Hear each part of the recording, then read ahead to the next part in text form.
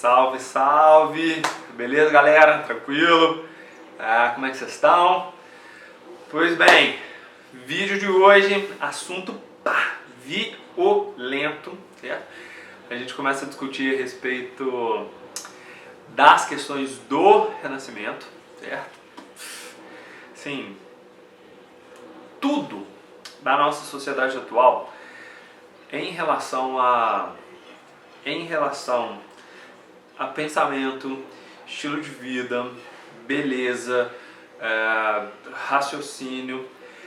A gente junta um assunto aí que vocês já devem ter visto, lido, entendido, a respeito principalmente das sociedades antigas de Grécia e Roma, certo? A gente resgata essa ideia e de cara, já começo por aí, beleza? O termo e a expressão renascimento cultural, nesse caso, significa essa retomada das características da sociedade clássica, né? Ou seja, o jeito de interpretar, o jeito de visualizar, o jeito de entender o mundo que esses gregos e esses romanos começaram a aplicar, né? Ou seja, o jeito que eles levavam seu estilo de vida, isso vai ser resgatado principalmente por esses pensadores a partir aí de século XIV, certo? Então tem toda essa periodização. Fundamental vocês entenderem que o renascimento cultural ele vai acontecer por toda a Europa, certo? Mas o principal berço, né, o principal local onde ele tem força e é considerado aí o epicentro vai ser as regiões italianas. E aqui é importante lembrar porque a gente trabalha com Itália para poder ficar mais fácil, porque na verdade ainda não existe o país Itália, né? Ainda não existe a nação, não existe o povo italiano em si, existem regiões. Então tem os venezianos, tem os genoveses, tem os piemonteses, tem os sicilianos. Então ainda não existe o país Itália. Tem vídeo aí no canal tratando a respeito da unificação italiana, né, que é quando isso aí se forma, quando esse nacionalismo italiano ele se estabelece, beleza? Mas a principal característica surge ali. E por quê? Né? Porque é o local que é o centro do Império Romano. Então, se o Renascimento ele vai resgatar essa antiguidade clássica, se ele vai resgatar todo esse ideal e todos esses valores, nada mais justo do que a região onde o Império Romano teve mais força, né? Apesar deles terem conquistado em toda a Europa, a própria cidade de Roma ela vai ser um dos berços desse renascimento. E o que é isso? O primeiro ponto que eu queria que vocês sacassem. É fundamental vocês entenderem um pouco desse contexto, né? O que é isso? A gente está passando por um processo de formação das monarquias nacionais, ou seja, os estados eles estão começando a ganhar cada vez mais força.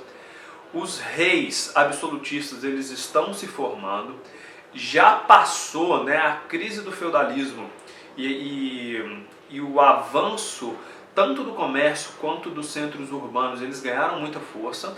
E aqui esse grupo, né, essa categoria de burgueses e de comerciantes que começa a ficar cada vez mais forte, elas começam aí a impulsionar uma série de mudanças de pensamento. Por quê? Porque a gente precisa juntar isso tudo. Tem um outro vídeo no canal a respeito tanto do absolutismo quanto do mercantilismo, que agora a gente resgata isso também, para jogar o pensamento lá para a antiguidade. Mas calma, vamos lá, por partes, né? Aqui, o que nós temos? A gente tem essa função e essa questão do mercantilismo, fortalecendo, né, enriquecendo, não só a monarquia, não só os reis, mas os burgueses, os comerciantes, os indivíduos que trabalham, né, os indivíduos que vão se beneficiar com essa parte toda de contrato, de monopólio, de atividades protegidas pelo rei, protegidas pela monarquia. Ainda existe uma parceria muito forte entre esses grupos, né? Ainda existe uma proteção muito grande dos reis sobre as atividades comerciais. Por quê? Porque os reis ganham com isso. Quanto mais o comerciante gerar riqueza, quanto mais esse comerciante gerar lucro, mais a monarquia, mais o Estado se fortalece. E esse grupo de burgueses, E esse estado enriquecido, ele começa a querer apresentar o seu estilo de vida, ele começa a querer ter um pensamento e ter uma qualidade de alimentação, uma qualidade de arte, uma qualidade de vestimenta, né, uma qualidade de lazer. Tudo isso começa a ser modificado nessa cultura europeia. Sacou? E detalhe, por isso que eu estou falando que essa situação do Renascimento ela é muito parecida com alguns aspectos que a gente vive hoje, certo? Porque esse burguês, esse monarca, esse nobre, que quer apresentar o seu estilo de vida, que quer demonstrar o seu luxo e todas as suas riquezas, é um pouco das concepções que a gente permanece hoje, que a gente utiliza hoje com rede social, por exemplo, que a galera só posta, né, aquilo que é bonito, aquilo que é bom, aquela viagem maravilhosa está lá no seu Instagram. Sacou? Ninguém fica postando foto de prato de miojo, estão ligados? Mas tá lá, comeu num restaurante chique, né, prato gourmet bacana, tá lá fotografando. Foi pra... Nossa senhora, enfiou nesses buracos de cidadezinha mineira para visitar parente, para visitar... Ninguém posta, certo? Mas vai viajar pra praia bacana, Nordeste, solzão, tá lá, velho, fotografando tudo. Ou seja, nós desejamos que o nosso estilo de vida seja visualizado, seja valorizado, ele apareça. Então, o Renascimento ele começa a fazer todas essas mudanças. Por quê? Porque o Estado está mais forte, porque a burguesia está mais forte, o acesso a produtos, né, já que a circulação comercial ela foi favorecida, ela foi facilitada, ela começa a ser cada vez mais utilizada. E aí alguns outros elementos, certo? Porque daqui a pouco, velho, tem um outro vídeo que a gente vai trabalhar com as obras em si, né, com o jeito que esses renascentistas eles vão apresentar essas categorias. Por hora eu queria que ficasse claro para vocês essas mudanças e o que isso daí interfere. De novo, tem um outro vídeo aí, liga o sininho do YouTube a respeito da peste negra. E olha pra vocês verem como é que episódios muito antigos eles acabam tendo consequências fundamentais, né? Dentro dessa situação inteira, a gente vai ter esse outro episódio. Vocês estão lembrados lá do grande número de mortalidade, né? Da praga aí, dessa epidemia imensa que executa e que leva à morte milhões de pessoas? Tá aí mais um ponto para a gente sacar o porquê da mudança de pensamento, beleza? Tá aí mais um ponto de que a grande explicação para aqueles episódios ele tinha sido a respeito de praga divina, né? De punição divina, nem praga, de punição divina, ou seja, é o céu que está punindo as pessoas pelo seu pecado, é o divino que não está concordando com o jeito que as pessoas estão vivendo a vida e resolveu fazer uma limpeza, né? Então as pessoas estão lá recebendo essa chaga. Só que um número muito grande de população inocente, um número de crianças, um número de nobres, pessoas ligadas ao próprio clero, né, que se dizem aí o mais puro possível, começaram também a sofrer por essa doença. Então, quando esses episódios começam a acontecer, a própria sociedade, e isso demora, isso não é de uma hora para outra, a galera não tem essa sacada imediata, né? Mas as pessoas elas começam a repensar essas questões. Por quê? Porque, se um inocente, uma criança recém-nascida morreu pela doença, como é que essa criança tá pagando esse pecado? Saca? Então tem que ter uma outra explicação que não somente a questão divina. E aí entra, dentro desse quadro todo, o pensamento antigo, certo? O pensamento humanista de Grécia e Roma. Por quê?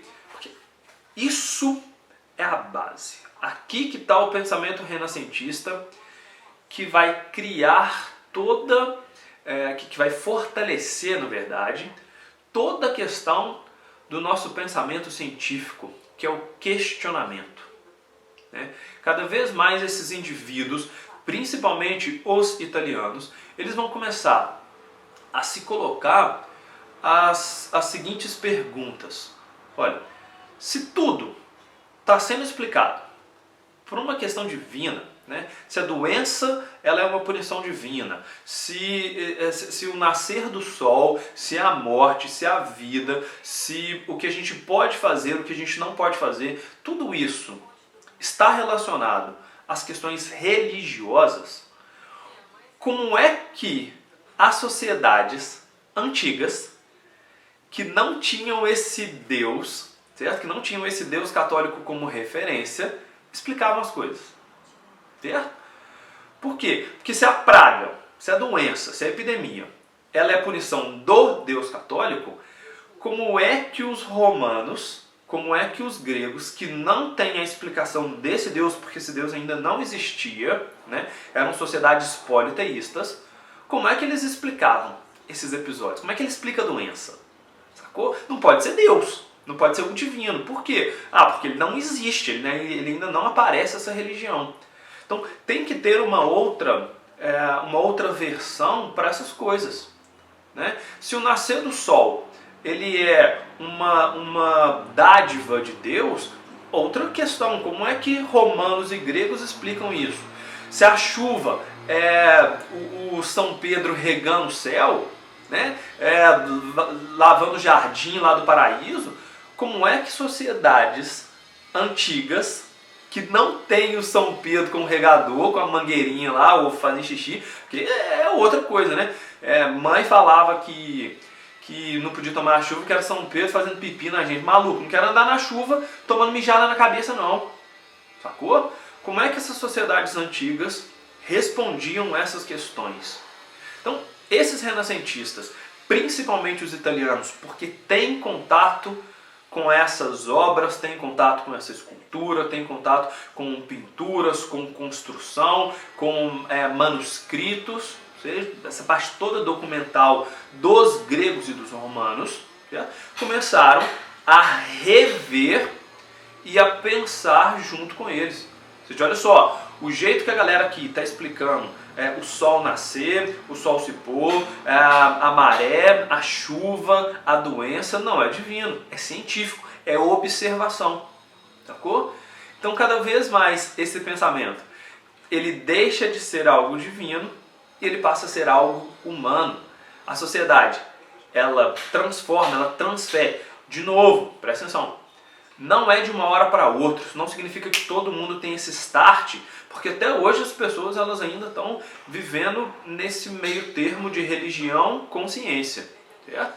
Mas começa a aparecer um pensamento cada vez mais científico, um pensamento cada vez mais ligados à observação da natureza, cada vez mais ligado à observação do cotidiano, em que as explicações elas não podem mais ser ligadas à questão de Deus, né? Não tem mais essa questão de porque Deus quis assim, então chega, né? Tá pronto, acabou. Não se pergunta mais, não se questiona mais, né? Então por que a nossa vida é desse jeito? Por que o sol nasce? Por que a chuva cai? Por que tem essa doença? As pessoas começam a fazer experiência, sacou? Então essa mudança, né? Esse novo estilo de vida em que o Estado se fortalece, em que o burguês se fortalece, em que o comércio traz circulação de pessoas e ideias, começam a levar esse resgate das explicações e dos pensamentos que não estão ligados propriamente ao divino, mas sim ao próprio ser humano.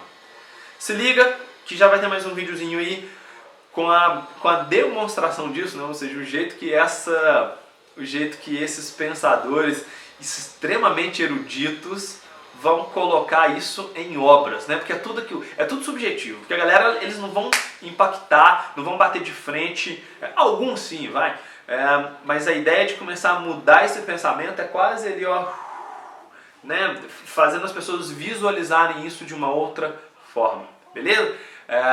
Já assiste o outro aí, é fundamental assistir o outro, beleza? Então, até!